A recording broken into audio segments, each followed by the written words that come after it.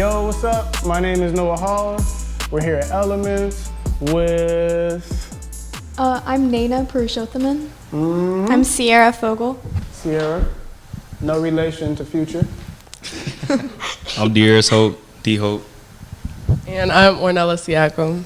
And I'm Slim Shady, or I'm the real Shady. No, I'll stop. And today we are doing this podcast about the social injustices and everybody's, I won't necessarily say opinions, but where everybody is mentally with them. We want to give people voices in the younger community, I guess you could say. Critique me if I'm saying something wrong. Y'all can just look at me crazy. It's fine. So my first question to y'all is, what does justice look like to you? Justice to me is being safe in my own skin and knowing that I am worth what everyone else is worth, and knowing that I can be comfortable with who I am and what I look like, not having to worry about the harmful things that are happening around me. And for me, I feel like justice is everybody having an equal opportunity to be successful and thrive in the environment that they're in, and not having to fear of being looked at differently or treated differently because of their differences. Absolutely. Anybody else? For me, it's a pretty open-ended question. There's justice in many forms, whether it be socially, economically, within the legal system. Like, it's so many ways that, I feel like we can get justice. But I feel like overall, I think Ornella's answer with it being the whole equal opportunity and I guess equal accountability, I guess. Just equality is the only way we can get justice to me. Okay. I'm still in agreement with all three of y'all's answers. I think it's important to acknowledge that a concept like justice, which is a very real thing, but the idea of justice is different for everybody based on your own experiences. And for some people it's the same, like y'all's were very similar. But then it was similar to yours, but yours was different as well. Like, justice for me is definitely in the sense of, you were talking about the legal system, not being treated less than because of what I look like, for sure. And equal opportunity, just like you would want the equal opportunity to find representation, like a lawyer, because normally a white person would get good lawyers, black people, we would get lawyers that aren't great, pro bono lawyers that the government would just give you. Right, so I think it's very important to understand it. Everybody's view of justice can be different. And did you have an answer? You don't have to if you don't want to. I just generally wanted to say, I think the only way to achieve justice is to kind of celebrate people's differences and diversity. I think the minute when you start treating someone unequally just because they're different than you, I think for me, that's what injustice is, so, yeah. I always like to remember Martin Luther King's quote, injustice anywhere is a threat to justice everywhere. Martin Luther King had bars, bro. He did. All right, well, our next, it's not really a question, I'm just opening up for discussion now, is, what are your views on, people calling these protests riots? Definitely George Floyd, what happened to George Floyd, and just how society has been affected by all of it.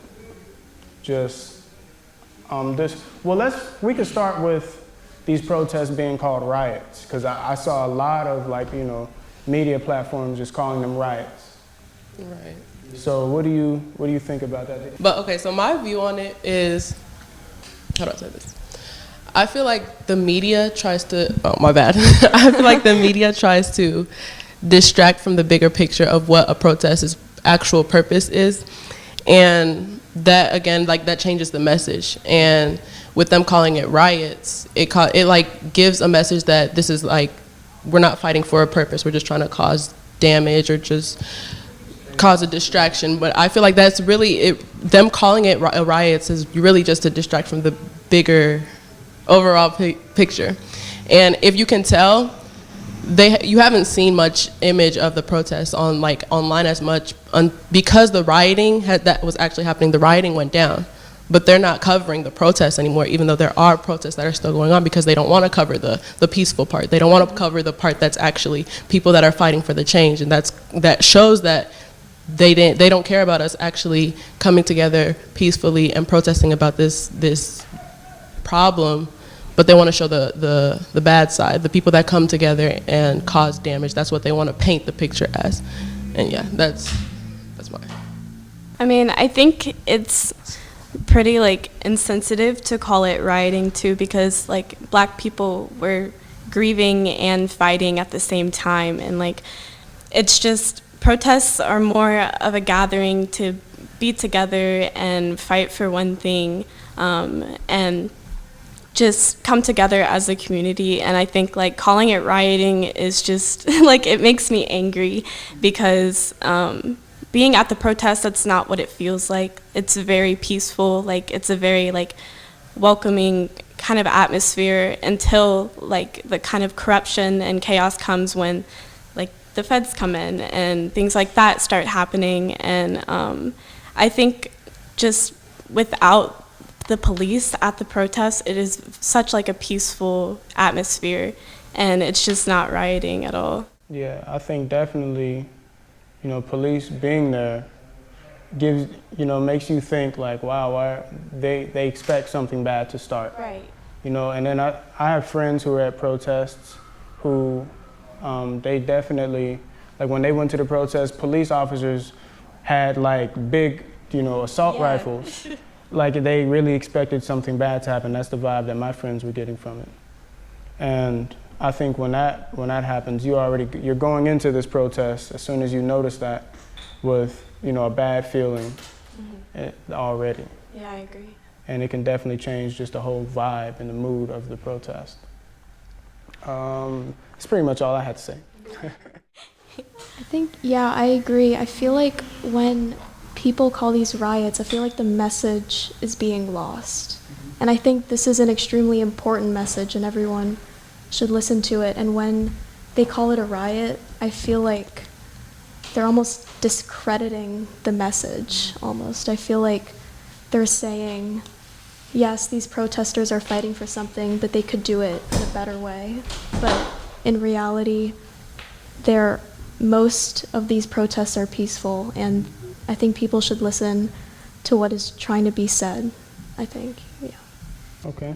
Well, D-Hope, before you answer the question, I'm not hating on you. I'm not hating. I want to introduce Preston Charles. Yes. Got here a little late, but it's okay. We ain't going to be mad. Yeah. No, I'm just playing. It's all good. Things happen, yeah. So tell us a little bit about yourself. Just born and raised here in Cincinnati, Ohio. I was born in 1982, so. Cute.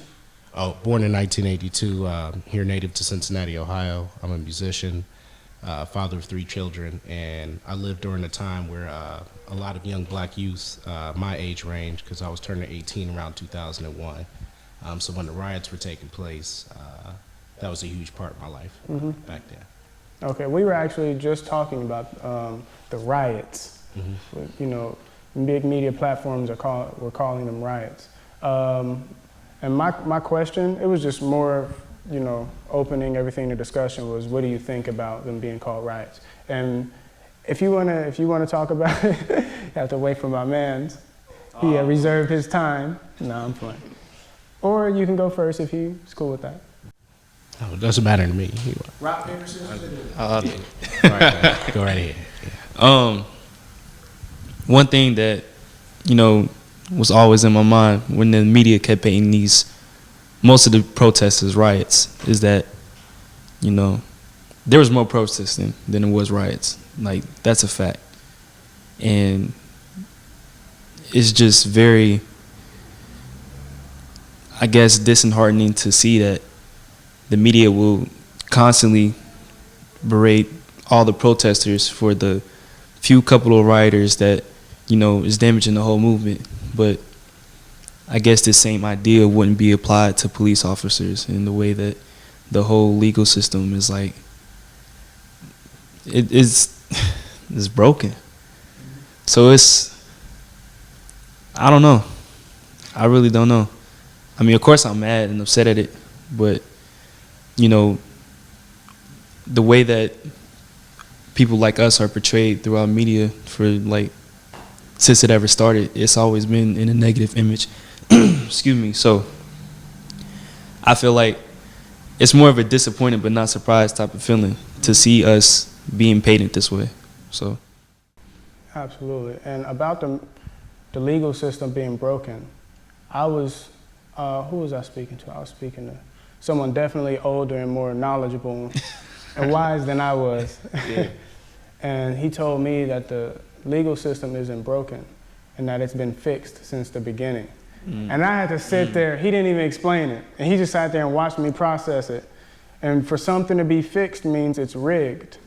Yeah. So I was like, yo. That's a bar. Let me find out. That's a bar. Yeah, that was crazy. Do you agree with that? How do you feel about it? Most def. I definitely agree with that, especially from like the beginning of the time. Like jail, I guess the concept of jail and stuff, you know, it was really meant for people who they considered like, you know, just the whole idea of jail, it bothers me as well. Because, you know, instead of trying to like help these people and trying to help them get back on the right track, we'll just like, oh, we'll put them in the center, we'll put them in the hole, or we'll put them in this group of area. Yeah. You know, they're still human beings, and I feel like, you know, just to take away what makes them human, it's like, it's not going to help anything at all. You know, it really is legal slavery, making them feel less than a whole human being, I guess. I don't know.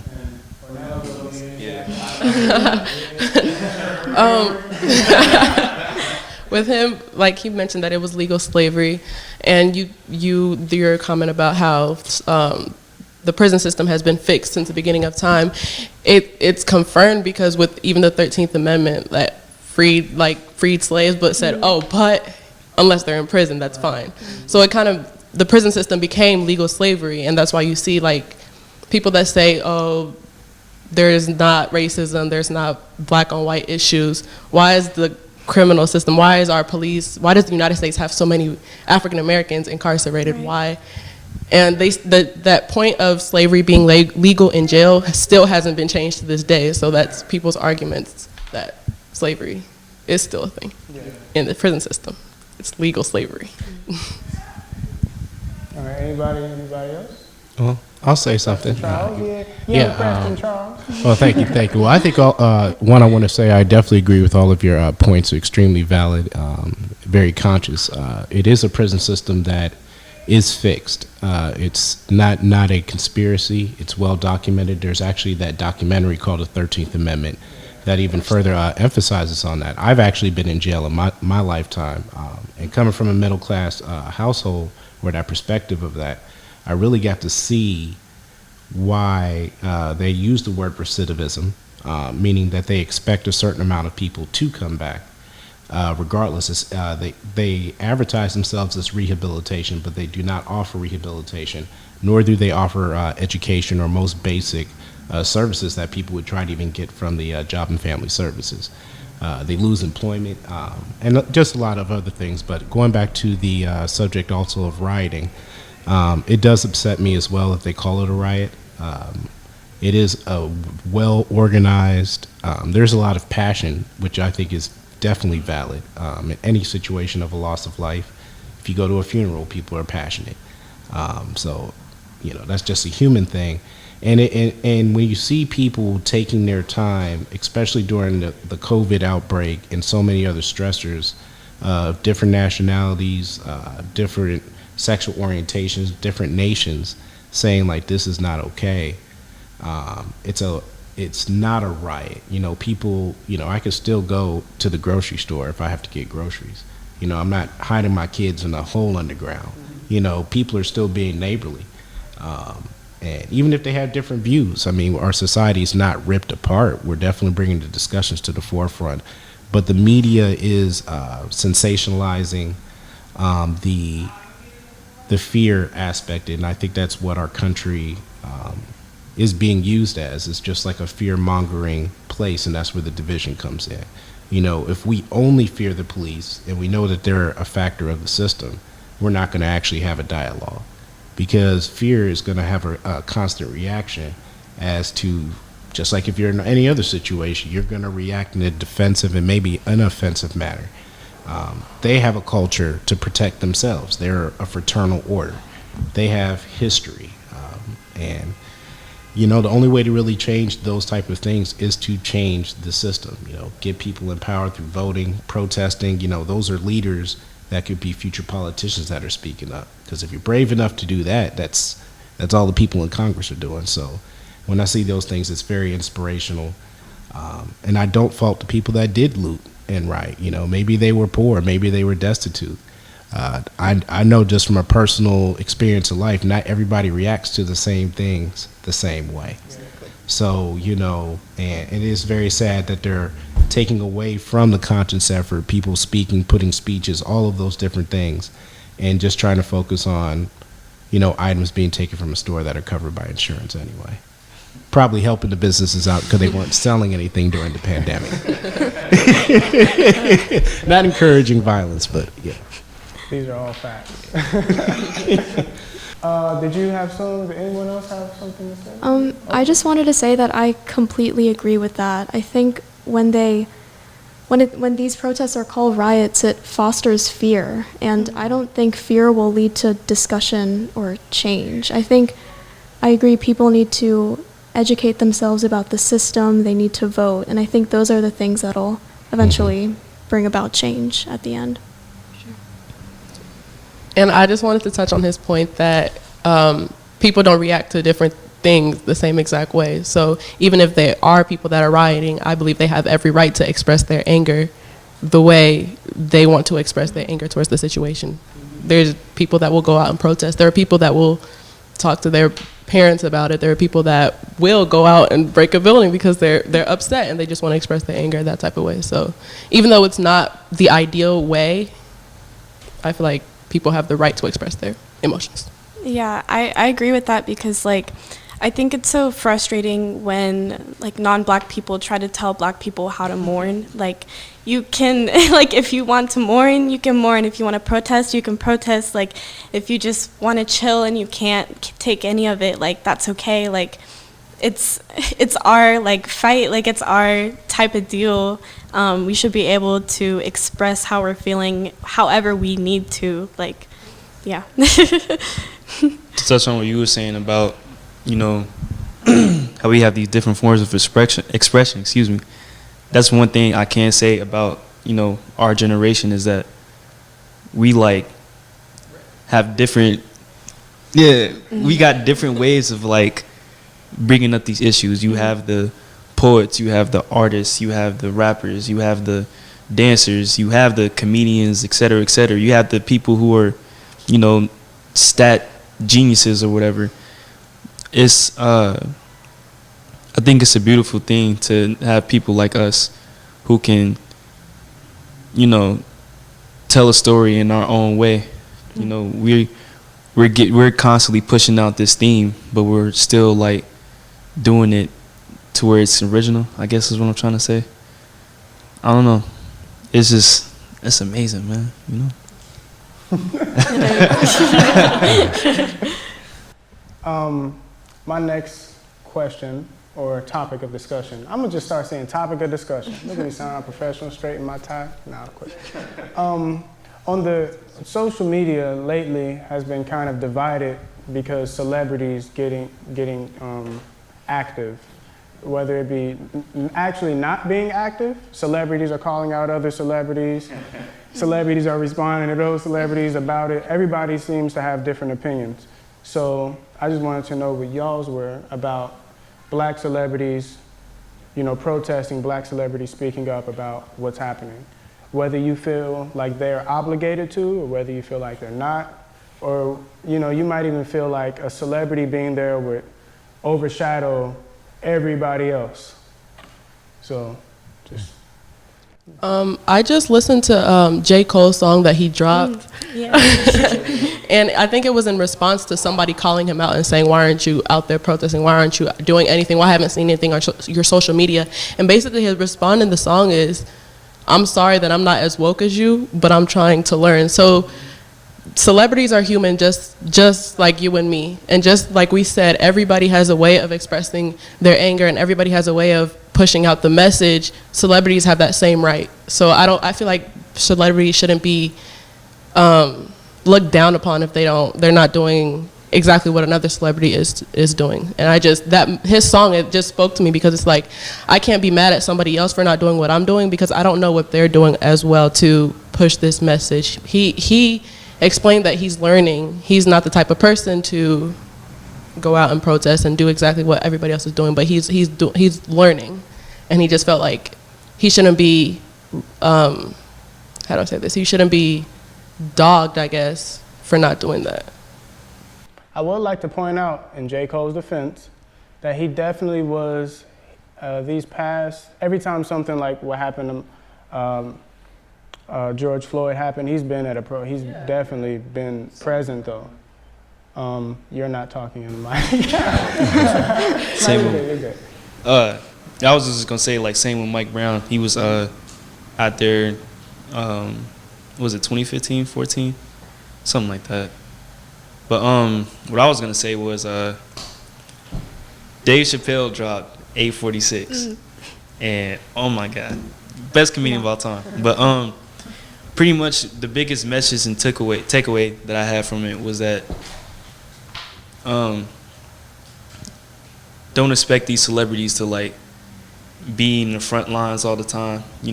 People like him. It goes back to what I was saying. Like, everyone has their way of expressing how they feel, of bringing a message to the table, whether it be through comedy or through music, art, et cetera, et cetera.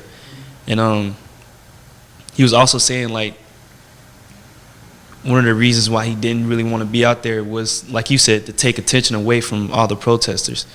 So it's a tricky thing on celebrities, like whether they out there on the front lines or whether they like behind the scenes. Like Jay-Z, he moves. He is making moves behind the scene, but he isn't always in the headlines of each article and stuff. So it's like, me personally, I prefer the Jay-Z route, but I don't blame anyone else for like being out there on the front lines if you're a celebrity, or for, I don't know, whatever else the case may be, whether you the center of attention or whether you in the back. I feel like all that matters is that you do your part, and it doesn't matter if anyone else knows or not. Yeah, definitely. I think for somebody like Jay-Z, he has a lot of influence, just like a ridiculous amount of influence. And maybe for celebrities like him who have as much influence as he has, it might be better for someone like him to do behind the scenes stuff than just be on the front lines. It might be more impactful. I was gonna say it's also tricky, like he was saying, it's tricky for celebrities because I think Lil Baby, he dropped. I said Lil Baby. Lil Baby dropped the song, and I saw a lot of people saying that, oh, he's just doing this for clout, or he's just taking advantage of the opportunity to drop music. So it's kind of sucks because he might be in it because he cares about this issue, but people are taking his message and saying, oh, he's just taking advantage of the opportunity to make money from it. So it kind of also sucks that a celebrity has to deal with people not taking their message for what they want their message to be. Mm-hmm. Yeah, I just want to echo on like what you were saying. Like, celebrities are human. Like, they can make their own choices too. Like, people shouldn't have to push them to feel obligated to do something, and no matter what skin color they are. But I think that it is really like a good thing that celebrities are going to protest and things like that, because it does raise awareness, but there's no obligation for it. Again, like, we can mourn however we want to, express it however we want to. Yeah, I agree that I don't think celebrities should have any obligation to physically go to these protests. I think they can make their own decisions. But one thing I do feel like is, since they have such huge platforms on social media, I feel like if they do decide to speak up on social media, I think they do have an obligation to make sure that what they're saying is accurate and what they're saying is right.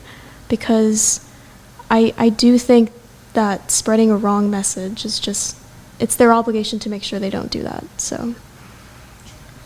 Yeah, I think that I agree with everybody's view up here as well.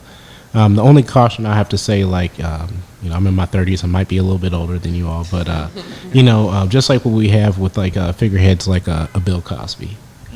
The thing is, celebrities, if they are independent, we're hearing probably their independent thought. But they also have to make money and live. And we saw what happened with Colin Kaepernick. That was a systemic type of a thing. Like, somebody with that type of influence stepped up, but he's owned, quote unquote, by an organization. So if they're on a record label and this, that, and the other, they might have a PR person saying, hey, it's a good time to go out there. You need to make a message right now because COVID's been going on, or your competitor is doing this, or, some of those rivalries are fake. The way that media can be manipulated, I think we need to look more just at, again, when I see the regular folks going out there in the masses, disrupting, but, agitating a little bit, but just enough to kind of wake up the spirit, it is just as powerful if a Jay-Z does do it. I mean, he's a billionaire. The man's been through a whole bunch of things, but at the end of the day, when the lights are out, and the cameras go away, how many of these people are going to stay in the fight?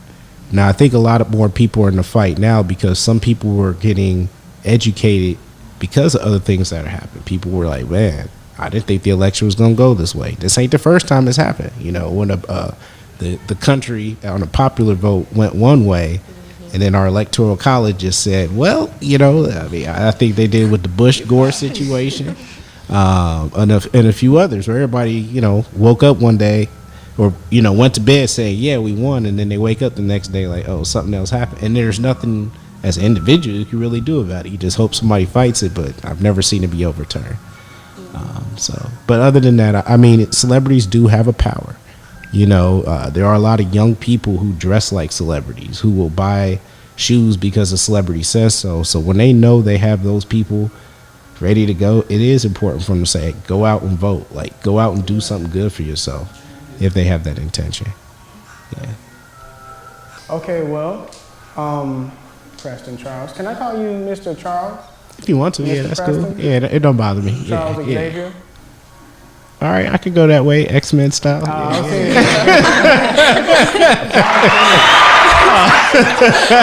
Hey, that's one thing about art, man. We all like those creative things. I mean, being an artist is like an X-Men. You got your special ability, right? Yeah. Absolutely. I wanted to ask you, because Tom, our Elementz's management director, said that you wanted to share stories about your personal experiences with social injustice and, just to put it plainly, racism. And then anybody else who would want to share can definitely share too. Okay. I think mean to put you on the spot. Oh no, it's fine. Tom put you on the spot. A few years ago, I used to not be comfortable talking about my experiences. I grew up. My mother's Jamaican. My father's from Cleveland. They've always taught us about our racial identity, but they also brought us up in diverse environments, because the world is diverse. So as I got older, into my teenage years, I think that's when I started to run into racism on a more active level, whether it was employment through discrimination, especially when I first started growing my hair out, certain things that would happen in school with the way the disciplinary actions were taking place. But definitely when I got to the age of being able to drive and go out and, just be a young man, that's when I had the biggest situations. And one that was sharing with Mr. Kent here from Elementz that he had found interesting. I had grew up in Silverton, which was predominantly, at least at that time, was a predominantly black neighborhood, middle class, and it's surrounded by other neighborhoods, Deer Park, Kenwood, Amberley Village, so on and so forth. And long story short, one of my first apartments were in Deer Park, which is predominantly white neighborhood. After my first concert in Mount Adams, I got home probably about midnight, and I was going to the front door of my apartment and about to unlock it, and I had seen a cop going up Plainfield Road, and he did like a U-turn. Did a U-turn, kind of came up behind like where I was about to go into the door, and flashed his lights, said stop there, asked who I was, and I was dressed okay, slacks, I came out of Mount Adams. I didn't come out of, I wasn't playing at Ringo's or something like that, or the Ritz back then. So, it was just weird. So I'm like, all right, I know Deer Park. Let me just show him my ID. And my ID actually had the address of the apartment where he stopped me. So it shouldn't be any issue, right? 21, not even drunk. I'm okay. I'm in sandals, bright yellow Bob Marley T-shirt under my collar shirt, and I have my violin strapped to my back. But so he doesn't stop there after wanting to see my ID. He wants to get into my violin case, and I'm just like, what is this guy trying to do? Like, it's an instrument. You're not that far removed from society. So, but it was more of a power thing. So I was like, nah, I don't feel like this is right. I didn't do anything wrong. Then he called me a street lawyer or something like that. Like, oh, what you think this, that, and the other. It soon to be a little bit of a struggle because he grabbed my violin, which was attached to me. So he grabbed me as well, slammed me on the hood of the car, ended up handcuffing me, put me in the back of the car, cut my violin case open, looking for drugs. Did not find any. So while I'm in the back of the police car, like handcuffs, like super tight, like just sitting back there, I'm like, what the heck is going on? This is like my first time for real, like being in this type of situation. And again, being a young black man, I'm like, dang, I'm hearing all these stories about dudes just getting picked up and shot in the back of the head. So I knew the guy was already upset, didn't do anything.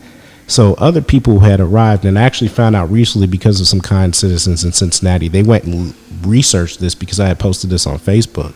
So they went and found a police report in 4 other different police divisions from Amberley Village, Silverton, Deer Park, and it might have been Blue Ash. They came as backup, which is still weird. So I'm going to be looking into that further. And I remember the guy saying, while I was locked up in the back, like, you got to find something on him. You can't just do this. And he's saying this to the superior. So I'm sitting here like, what the? I mean, you know what I'm saying? And so I literally lived 2 blocks away from the police station. So they had to know who I was. And it wasn't like I grew up in that part of town. And we're about to cross over the train tracks, and he stops before we're about to pull into the station and pick something up off the ground. Later on, I found out that was this crack pipe and this other thing that he was charging me with. So they strip searched me, all that stuff, took me down to the JC. So I actually didn't even go to court in Deer Park. I had to go to court in Hamilton County. And my parents got me an attorney because I was like, look, this, me, this isn't what I do. It makes no sense. And, again, my parents understand the country. So we thought we were going to be at least somewhat okay. But 4 charges. I had criminal trespassing, resisting arrest, disorderly conduct, and possession of drug paraphernalia. And the attorney, after like 3 minutes of talking to the judge, still made me plea out to the paraphernalia. I was pissed, but they threatened me basically if I was to fight it, it was going to be all these heavier charges. And that's actually something that happens actually fairly commonly within the system. They say, hey, plea out, don't go to trial. If you go to trial, you're going to get the heaviest of whatever that we can give you. And a lot of people, especially myself at that time, not understanding my rights, just went along with that. But what I was really shocked and surprised is how deep the level was. How many different police stations, nobody tried to stop it. There was no reason. They could have just let me go and I would have been fine with it, like, okay, thanks. But, the fact that I was even taken downtown and prosecuted that way, and those judges didn't look at the evidence, that was what really worried me. And I had other incidents that took place in my life, but that would be a whole book in itself. Yeah. I've probably been arrested or at least detained in my life more than 20 times. Mm-hmm. Like, as a black man, I haven't experienced that, but I've definitely experienced something that just made me like, wow. Because I've never experienced racism, like, directed at me up until, it was actually Revolutions. It's like this restaurant. Yeah, okay. And a friend of mine and we went in there. I was trying to order some tater tots because They do have good tater tots, don't worry. Yeah. Trying to order some tater tots, and nobody was serving us. And then, you know, white people were coming in after us, getting served like immediately. And we were there for probably like 15 minutes, and then we started saying something about it, and they kicked us out. And just, that's the most I've experienced with like racism, just personally. That's the Well, most that's a I've blessing, you know, experienced. not saying I know any. it could've- Yeah, that's a good thing. That gives me hope because I have children. You feel me? Yeah. But anyway, I mean, that's all. That's the only story I have. I mean, I think that, like, it's pretty messed up. Just with the trial and everything you were talking about, these judges, like, no one was trying to help you. And I think that that's a really important thing for, like, us, the younger generation. We need to go out and vote, but we need to vote for, like, these local elections to get these judges and these, like, local higher ups that aren't doing their jobs right, that don't care at all. Like, we need to get them out, and that's like where it needs to start, because it shouldn't have gotten to that point at all. It shouldn't have gotten to the point that you got into the cop car, like, obviously, but the fact that it just keeps building on and building on, like, it's just so important for that to be happening. Thank you. I wouldn't. What happened to me? I wouldn't necessarily deem it race. I mean, I don't know. Who am I to judge? But me and my sister, we went to protests in Columbus. What was it, like a couple of weeks back?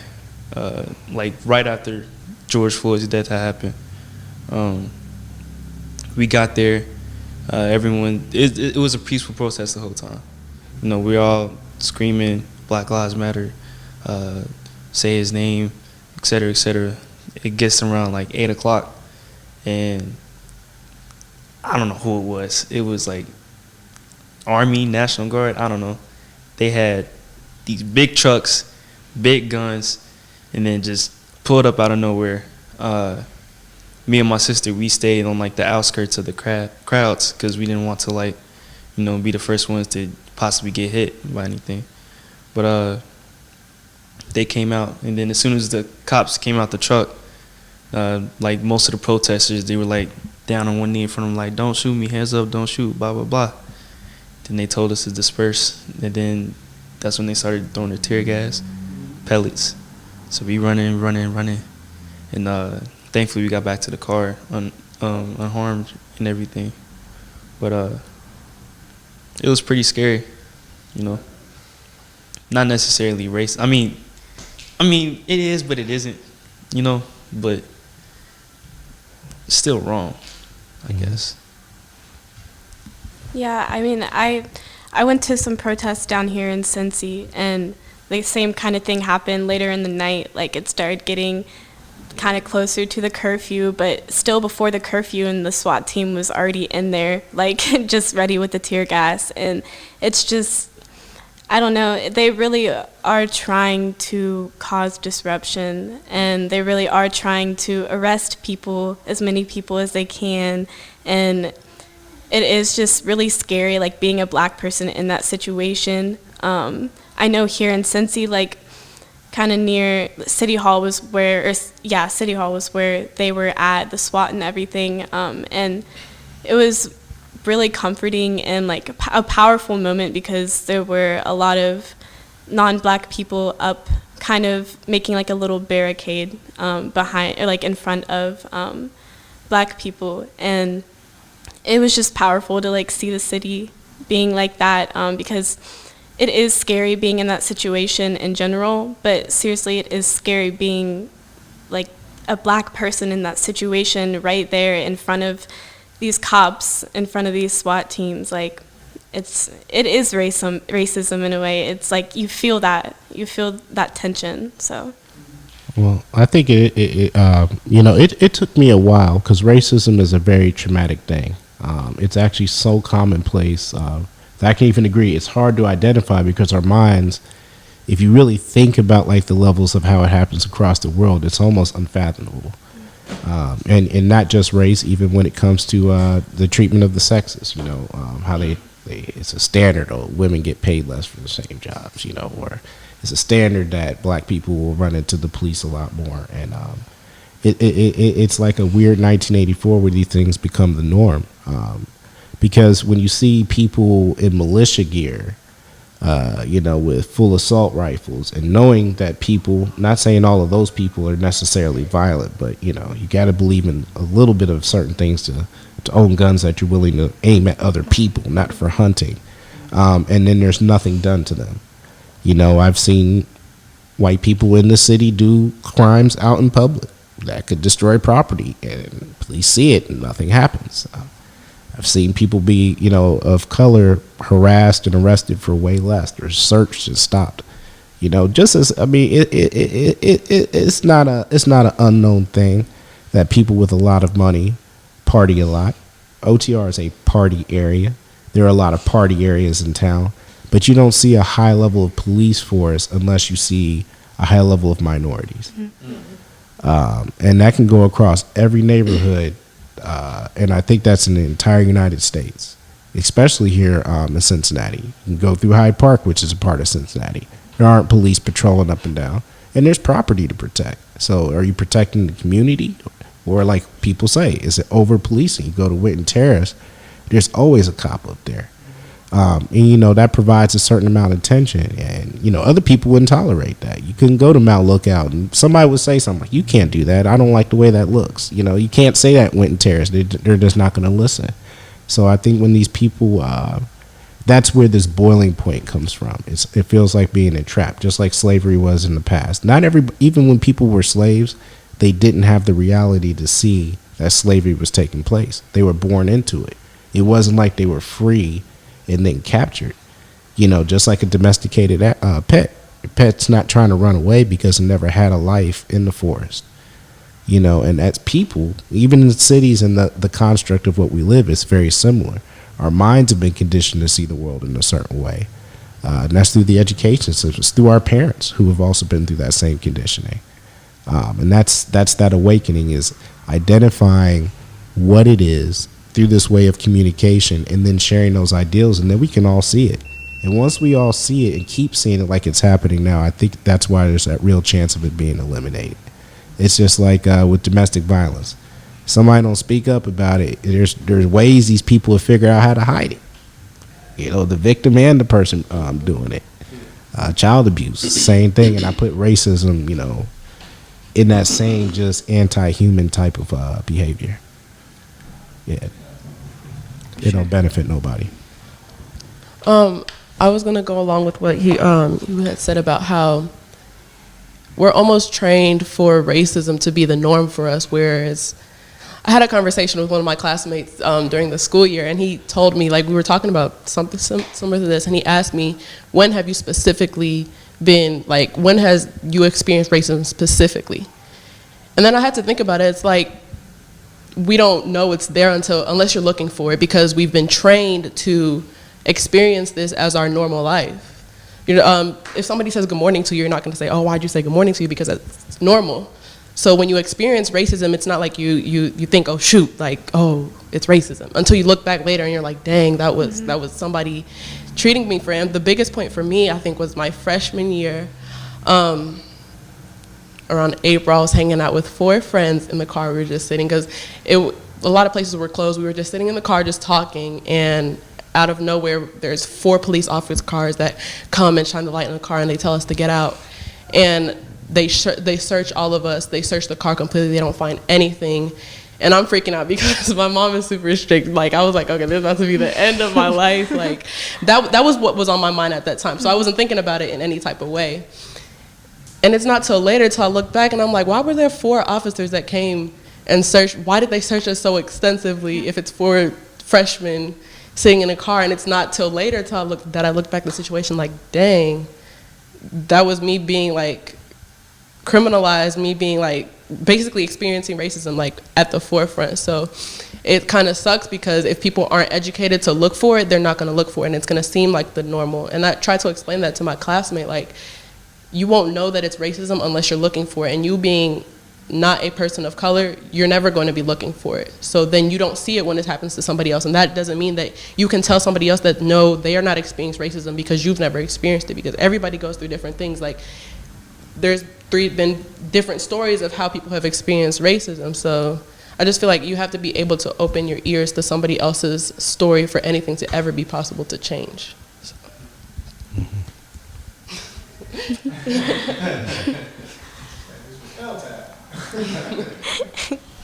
Anybody else?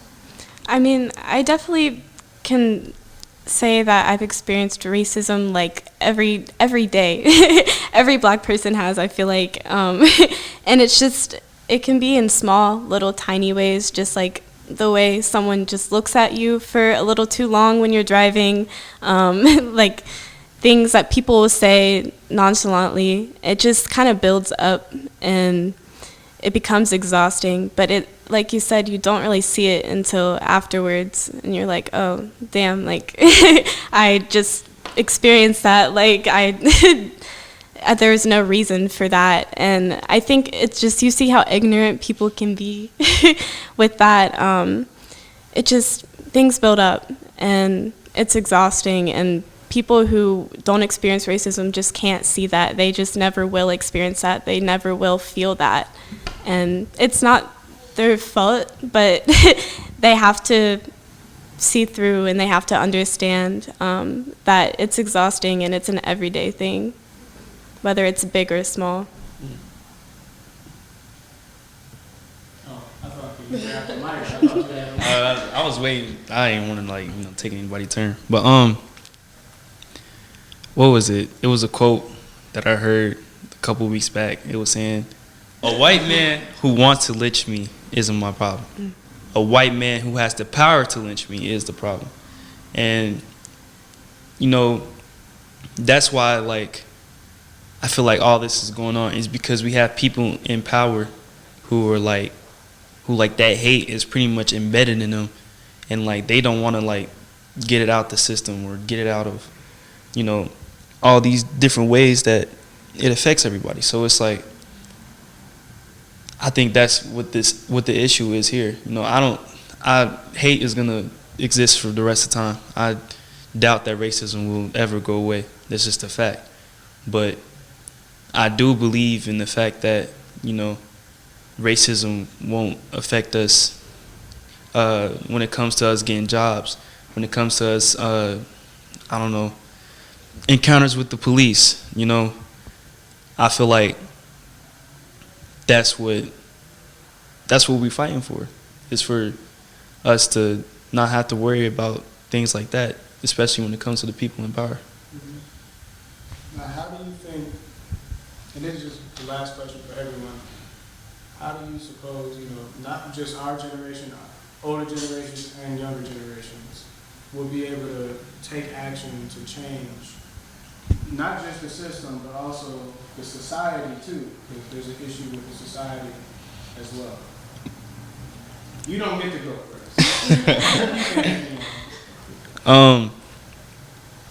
In this country, money is everything.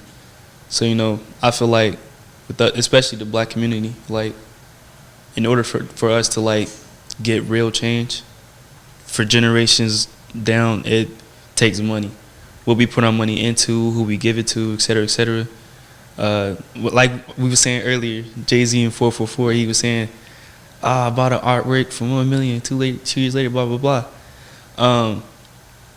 Being able to have something to pass down to your kids, or like buying what would it be? A community, you know what I'm trying to say? A complex community, real estate, getting into real estate or something like that. You know, owning land and being able to have a place to, I don't know, in a way, at the end of the day, it, like, the only way we can really bring change is if we put our money where our mouth is. For me, I feel like racism isn't, you're not born racist. Nobody is ever born racist. It's something that's learned, and it's something that can be unlearned. And more towards the younger generation, I feel like it'll be, if we force the conversation and start early, then we have a bit better chance at change. What do I mean by this? There's people that will go, like I was watching a YouTube video and it was like these African Americans, they went out into like the rural cities, like country, and went to schools there, and the kids there were like, what the heck, it's a black person. No, I feel like, honestly, I feel like if we push this discussion starting young, then we have a better chance at changing mentalities, because it's not going to change unless people's mentalities change. And like I said, I had a conversation like this with a classmate, but it wasn't until my junior year of high school that I'm having this conversation. And our school, Princeton, they're trying to implement something next year to force these conversations between students and have open dialogue. But I don't think it should be that late, because once you're 15, 16, 17, 18, you've already experienced all these things. You've already gained these experiences to kind of guide what your mentality is and what your the way you think and your ideals. So if you start young and have these conversations with kindergartners, preschoolers, just make people open to understand that racism is a thing. Racism is still something that's going on. There's injustice that exists in the community, in the world. I feel like if there was a way to implement that across the board, we'd have a better chance at change. Yeah, I agree with that. And like the point you said with like white supremacy and racism can be unlearned. And I think it's way too late for high schoolers to start doing that. You should start doing it when you're younger, because high schoolers already have like their mindset, like they have their opinions and they can be stubborn, and unlearning white supremacy might shatter their belief system, and it might make them feel vulnerable or uncomfortable or shatter their ego, but like it's needed. Like you need to do that. It's something that you need to hold yourself accountable for, and use your privilege to be able to just like learn the things about what is happening around the world, what is happening to the community, and it might be uncomfortable, but it is like so necessary for white people to just like spread awareness and to teach themselves, educate themselves. Right. And I feel like if we wait too long, we face the problem of cognitive dissonance, because people, they already know something, and for you to come and tell them to say no, it's not that, it's going to be super hard to change that idea. So that's why we have to implement these ideas from the youth standpoint. And it's not only just white people, and it's not just black people. It's not a white and black thing. This is the world we're looking at. It's the United States. It's a melting pot. There's like me, I have black skin, but my heritage, my mother is Cameroonian, and I have these difficult conversations with her because she's been trained to think a certain type of way, and if she would have experiences that would cause her to think differently, I feel like it would be easier. So we shouldn't just look at it as a white and black problem, because then we forget everybody else that's a part of the situation too. I just want to say I agree. I think education and awareness and starting young is key, because and I think one of the ways that can happen is by hearing all of these stories, the stories which have been told today. I think that's really important for people who have never really faced racism directly. I think it's important for them to hear that, because I mean, at a society level, if you're not educated about the problem, you may not vote right in the future. So I think that's the key. Well, I'll just say I agree. I was going to say education. Racism is something that's learned. I've met people that were racist that did change their views.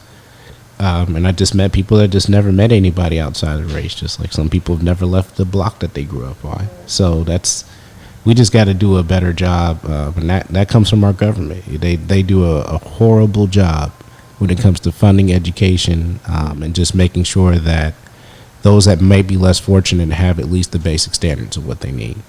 I think that would change a lot, and that's definitely an international issue. The poorer a person is, the less likely they can get a basic education, and that's what keeps the cycle going.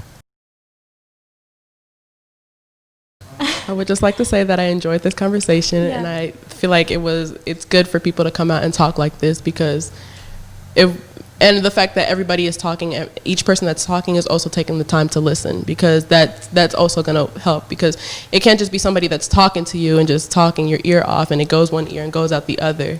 you have to let it marinate in, you know, actually appreciate and understand what somebody is saying. And just thank you, everybody. I like this. Yeah, I appreciate this. Thanks. The roll credits and the music can be you playing the violin. Oh, that's what's up. Oh, okay. Oh, no, it'd be a little, it's not the right mic for that. All right, well, that concludes our discussion. Sweet.